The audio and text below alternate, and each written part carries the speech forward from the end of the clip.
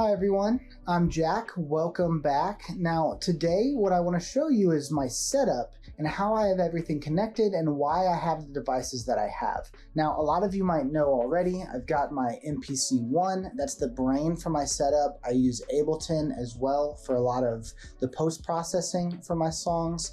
I actually have this Launchkey Mini, which I think is an amazing MIDI keyboard. It's got a nice arpeggiator, it's pretty useful, and it's very small, and it just plugs right into my MPC-1, so it's really easy to work with. Now I do have this rack right here. It's an on-stage rack is the name. I got it from Sweetwater. I think it's wonderful. It holds everything well, and it's very easy to change things around. Pretty solid, keeps everything out of the way. Now, what we have on this rack, if we start on the second row here, we have 3 separate synthesizers. We've got a Korg Mini Log. This is a monophonic synth. I find this very good for lead or bass lines. We've got our ASM Hydra synth. This thing is a beast. I think this is wonderful. You can make almost anything you would ever want to make using this synth here. And finally, we have our Microfreak.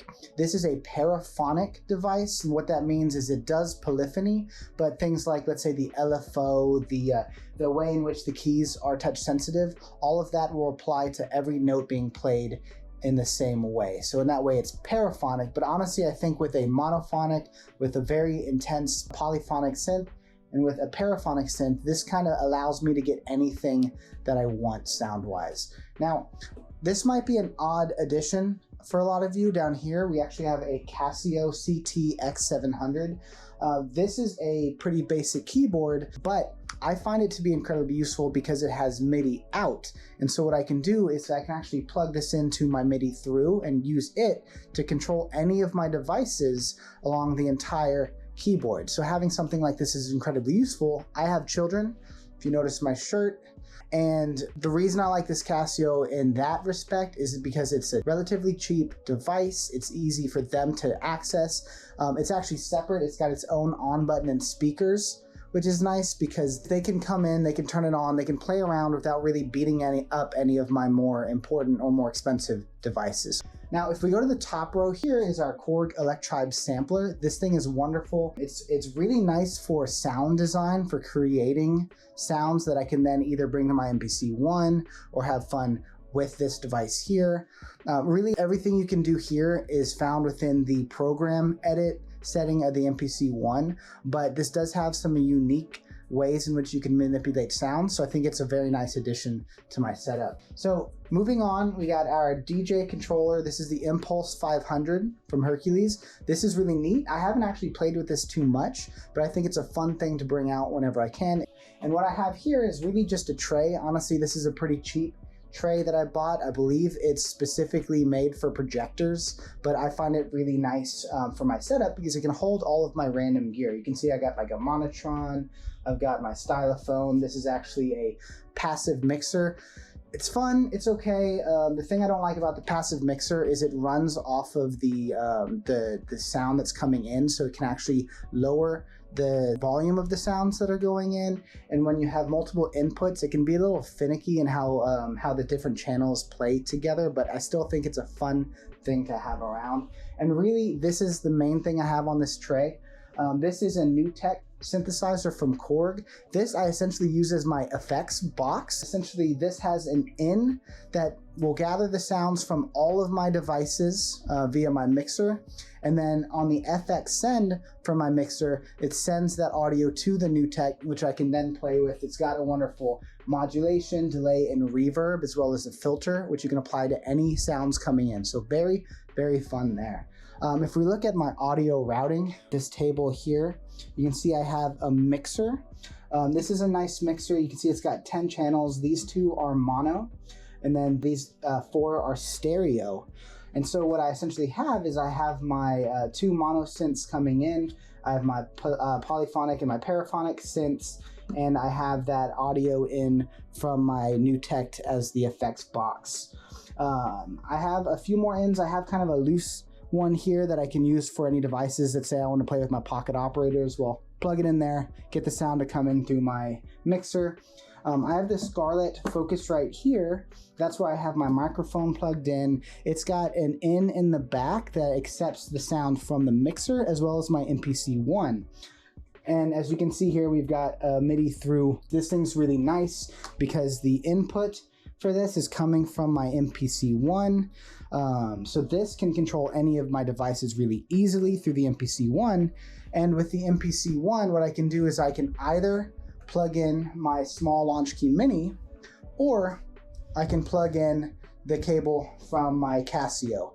The way I can do this is I have a, this is really just a USB extension cable, which I've got plugged into the back of my MPC-1, and that lives here on the side of my desk. You can see I have the Launch Key Mini plugged in, but I can easily unplug that and plug in my Casio, so I have more variety in how I can control my devices.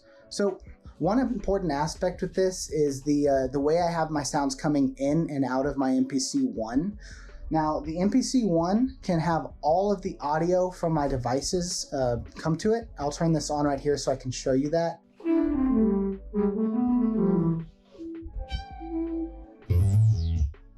All right, so my MPC-1 is on now. I've got it on the MIDI channel, as you can see here.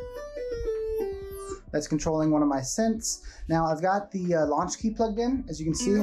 If I want to play with that there, that's already ready to go. Now, of course, I can actually come here to my extra plug and unplug that, and I can plug my Casio in. There we go, got my Casio plugged in. I can come over here.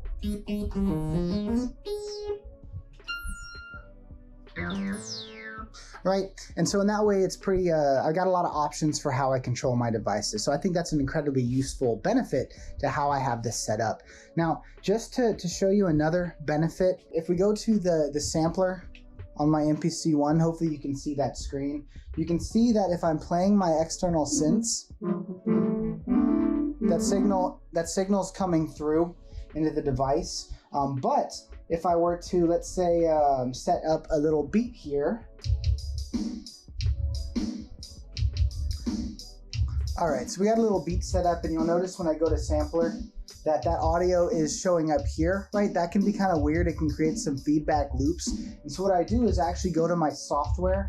You turn that off. So because that can create some weird loops, feedback loops in the device, what I do is I go to my Focusrite software and I just turn off the input for the MPC-1 so that it's not looping back in. And because my MPC-1 has an input and an output in the back of my audio interface, that means that I can have software control over what sounds come into the device. So I just make sure everything can come in except for the MPC-1. That can be really nice because I can have my sounds recorded via audio, I can have effects applied to my audio in. It makes it, once again, very diverse.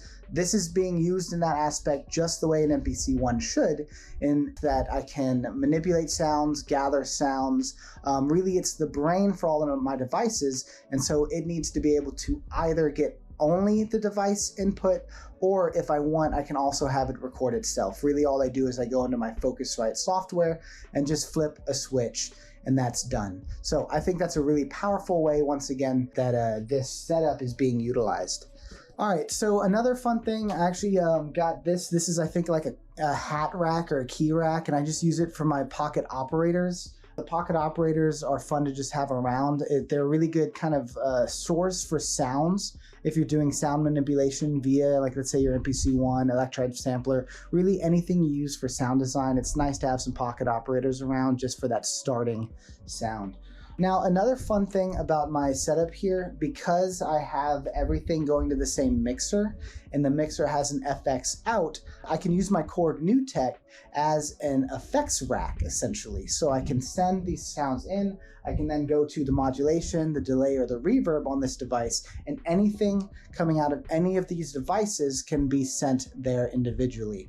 I can have things, so if we look back at this mixer, each input has its own FX send, so I can turn them off, turn them on, pretty easy in that respect. So that's nice because all of these devices have a separate FX send than my MPC-1. So if I want, I can send it all to my MPC-1, apply effects there. I can send it to the NewTek, apply effects, then have it go to the MPC-1 for more effects, recording, whatever. There's a lot of variety in how I can play with that because it's set up as its own kind of standalone thing. The mixer is where everything from the rack goes to be mixed down to then go to the audio interface, which is then sent off to the MPC one. So I think that this is a really nice way to set up your workflow, especially if you have something like my MPC one that I'm using as the brain of my setup. You can keep everything separate. It's a two-step process. If you think about the audio flow, things are coming from the devices. They might get some effects applied to them, but then they're getting mixed down before going to the MPC one. Now, one thing I want to point out, if we're talking about cables, trying to keep everything clean, I find that the microfreak can be a bit noisy only when it's turned off. And so what I've done is I've actually got a cable here. Let me pull this out. So if we look at this cable, I don't know if you can see that, there's an on-off toggle. This red button right here is how I can turn this on and off. So if I have my microfreak off, all I do is I toggle that switch, and now it's not a problem. I don't hear any hum or noise like I usually do when my microfreak is off. So I think, once again, a nice thing. I'll link the cable, I'll link the rack, I'll link a lot of this down below. It'll be an affiliate link just in case any of these things are interested. You can buy them with the link, support the channel. You can go off on your own, doesn't matter. Have fun. As long as you're getting what you like, having fun making music makes me happy. Once again, it's nice to have everything that's not the brain of your setup working together, mixed down before going to the MPC one. I find that useful. Nice to have a little separate effects setup. The new tech is really nice in that respect. It's a fairly cheap device because it's sent as a build it yourself kit. It took like 5-10 minutes, pretty easy. But it's great. The effects that are on here and the fact that it can be applied to anything coming in, amazing. Now, just one more thing on how I have my audio routing set up. One thing I've done is for my two monitors here, I have my headphones, and I also have a line that goes to my monitors for my computer. And that way, if I want everything to be audible outside my headphones, I can do that pretty easy. If I want to just have the sound in my headphones, once again, pretty useful if you got kids. It's nice that I have one dial that's just sitting there right next to my desk that I can turn.